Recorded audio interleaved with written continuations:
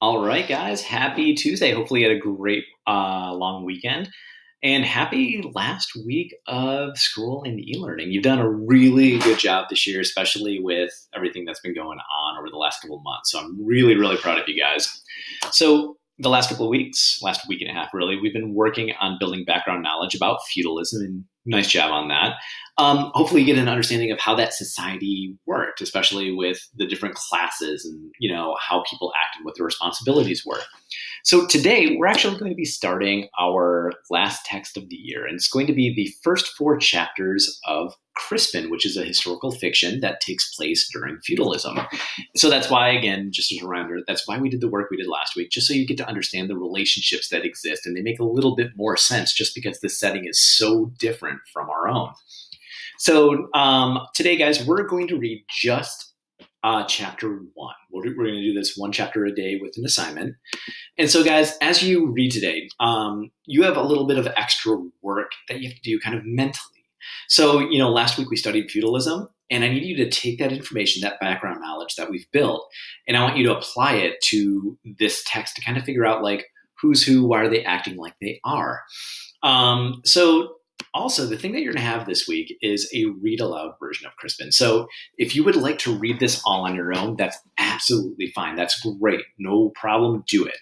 If you feel like, the text might be hard for you and you'd like to listen to a version, I included a read aloud version that was done. However, this is on the first 5 chapters. So again, we are only reading the first 4. And what you need to do is, if you do that, you need to follow along using the PDF, which I'll show you in a second. And I want you to stop at chapter 1 today, chapter 2 tomorrow, chapter 3 Thursday, chapter 4 on Friday. So make sure you're only reading the necessary parts. The chapters are relatively short, guys. So you should have a PDF that looks like this of Crispin, just so you can kind of follow along. You'll notice, again, the first chapter is only 5 pages long. So as you're reading this, read closely, really think about those connections to what we've seen about feudalism from last week. And then once you're done, I have a couple of questions for you guys, a couple of review questions. And I've given you a possible stem for each one. You do not need to use the stems, but if it's going to help you, please do. So question 1, it says, chapter 1 starts off with Asta's son carrying his mother to the cemetery on his own. And I wanted to know, what do you notice about how others reacted to him carrying his mother? And what does this lead you to infer about Asta's son? So you'll put your answer in this box right here. Second question, I want you to look again at the interaction between Asta's son and John Aycliffe. And I want you to think about, like, how does that scene kind of develop the conflict that we're going to see in this story? And so again, answer right here. You can use the stem if you want. And then the last, what similarities do you see between how the characters in Crispin live and how they treat each other, and what life was actually like? And what this question is asking is, how similar is the book so far to what you learned about feudalism? Does it seem realistic?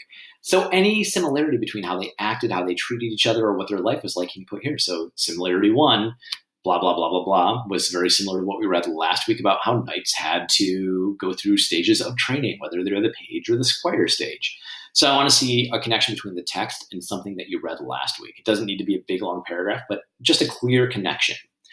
All right, guys. So this is Crispin Day 1. Again, we're just reading chapter 1. Hopefully you guys enjoyed this book. It's really good. And if you're looking for a summer read and you do get into this book, there are 3 of these in the series, so I can't recommend them enough. They are awesome. And the other thing, just a reminder, you actually have read this author before. It is written by a guy named Avi, A-V-I, and we read his short story Teacher Tamer earlier in the year. So just as a reminder about that. All right, guys, have a great day, and I'll talk to you tomorrow. Bye.